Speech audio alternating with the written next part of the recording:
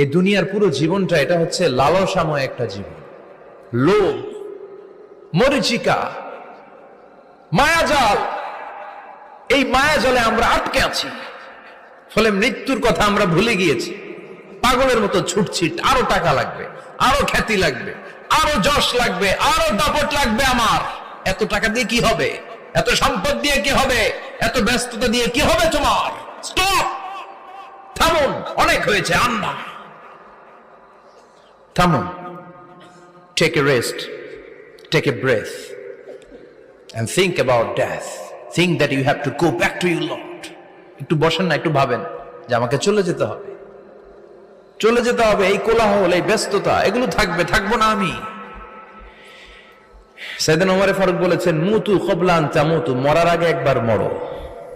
হাসিবু ক্বাবলা আন তুহাসাবু আলাইকুম, তোমার হিসাব নেওয়ার আগে তুমি একবার নিজের হিসাব